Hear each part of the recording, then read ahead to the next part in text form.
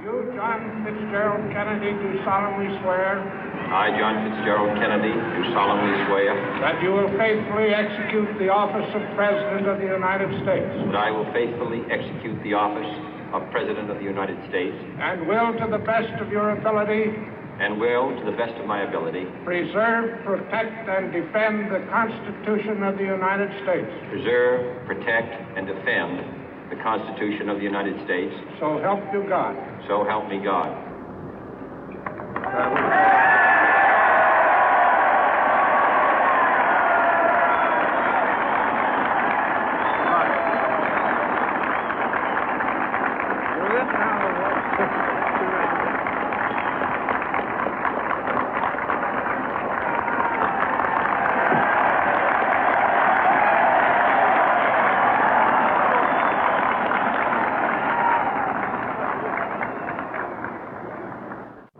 Vice President Johnson, Mr. Speaker, Mr. Chief Justice, President Eisenhower, Vice President Nixon, President Truman, Reverend clergy, fellow citizens. We observe today not a victory of party, but a celebration of freedom, symbolizing an end as well as a beginning, signifying renewal as well as change. For I have sworn before you and Almighty God the same solemn oath our forebears prescribed nearly a century and 3/4 ago. The world is very different now, for man holds in his mortal hands the power to abolish all forms of human poverty and all forms of human life. And yet the same revolutionary beliefs for which our forebears fought are still at issue around the globe. The belief that the rights of man come not from the generosity of the state, but from the hand of God. We dare not forget today that we are the heirs of that first revolution. Let the word go forth from this time and place to friend and foe alike that the torch has been passed to a new generation of Americans born in this century, tempered by war, disciplined by a hard and bitter peace, proud of our ancient heritage, and unwilling to witness or permit the slow undoing of those human rights to which this nation has always been committed and to which we are committed today at home and around the world.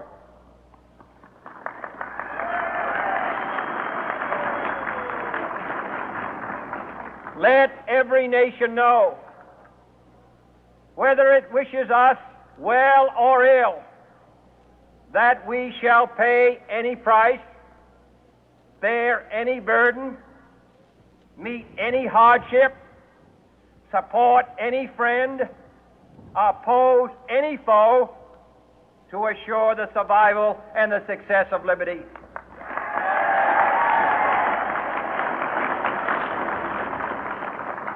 This much we pledge and more.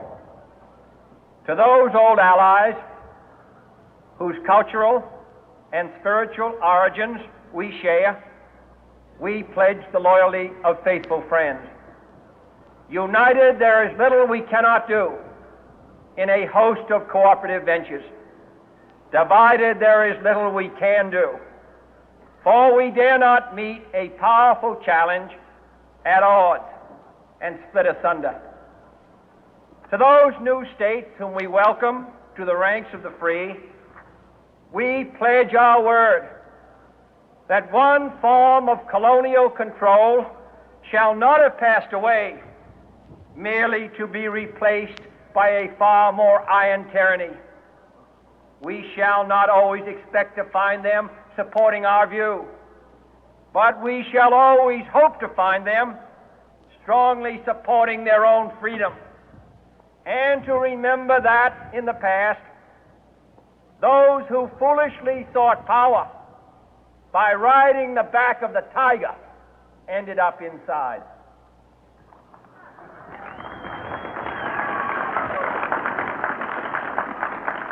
To those people in the huts and villages of half the globe struggling to break the bonds of mass misery, we pledge our best efforts to help them help themselves for whatever period is required, not because the communists may be doing it, not because we seek their votes, but because it is right.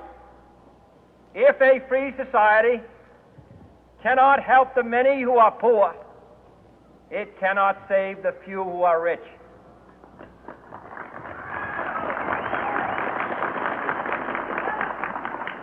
To our sister republics south of our border, we offer a special pledge to convert our good words into good deeds, in a new alliance for progress, to assist free men and free governments in casting off the chains of poverty.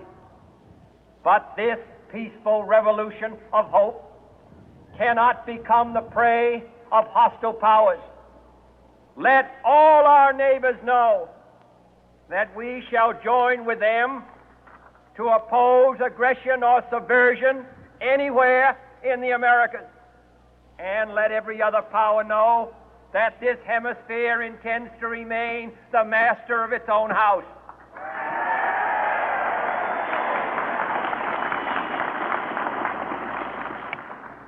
To that World Assembly of Sovereign States, the United Nations, our last best hope, in an age where the instruments of war have far outpaced the instruments of peace, we renew our pledge of support to prevent it from becoming merely a forum for invective, to strengthen its shield of the new and the weak, and to enlarge the area in which its writ may run.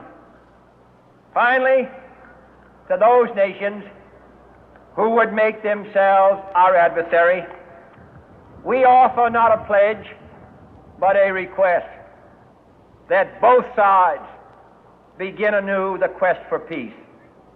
Before the dark powers of destruction, unleashed by science, engulf all humanity in planned or accidental self-destruction, we dare not tempt them with weakness, for only when our arms are sufficient beyond doubt can we be certain beyond doubt that they will never be employed.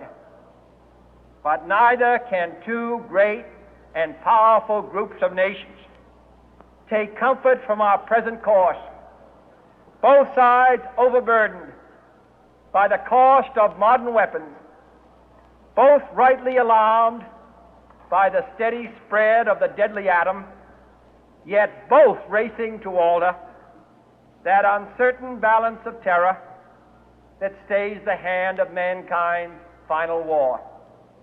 So let us begin anew, remembering on both sides that civility is not a sign of weakness, and sincerity is always subject to proof.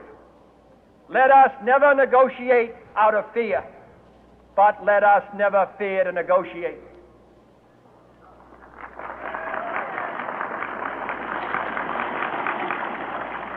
Let both sides explore what problems unite us, instead of belaboring those problems which divide us. Let both sides, for the first time, formulate serious and precise proposals for the inspection and control of arms, and bring the absolute power to destroy other nations under the absolute control of all nations.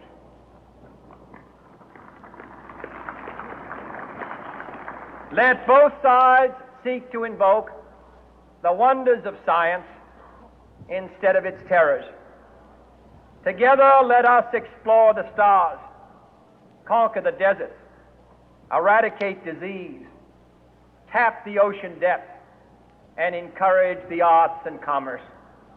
Let both sides unite to heed in all corners of the earth the command of Isaiah to undo the heavy burden and let the oppressed go free. And if a beachhead of cooperation may push back the jungle of suspicion, let both sides join in creating a new endeavor, not a new balance of power, but a new world of law, where the strong are just and the weak secure and the peace preserved. All this will not be finished in the first 100 days, nor will it be finished in the first 1,000 days, nor in the life of this administration, nor even perhaps in our lifetime on this planet. But let us begin.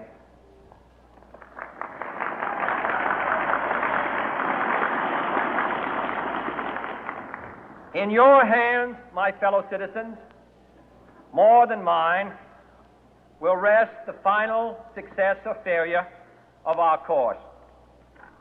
Since this country was founded, each generation of Americans has been summoned to give testimony to its national loyalty. The graves of young Americans who answered the call to service surround the globe.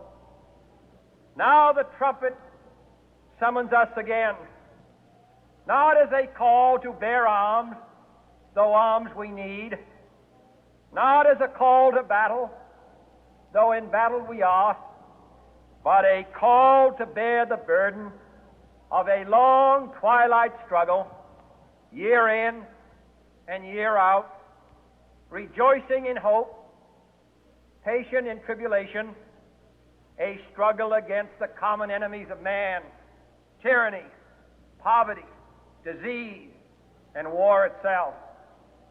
Can we forge against these enemies a grand and global alliance,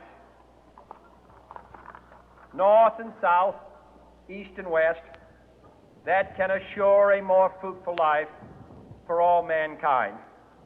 Will you join in that historic effort?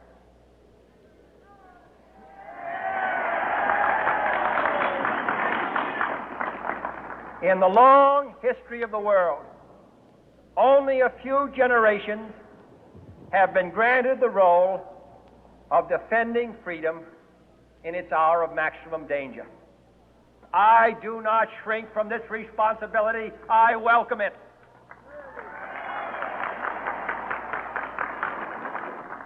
I do not believe that any of us would exchange places with any other people or any other generation.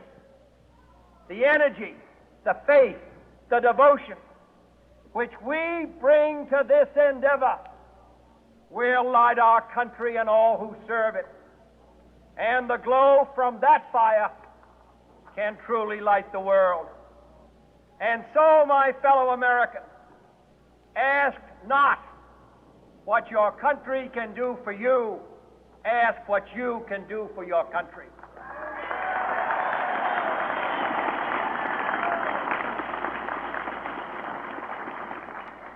My fellow citizens of the world, ask not what America will do for you, but what together we can do for the freedom of man.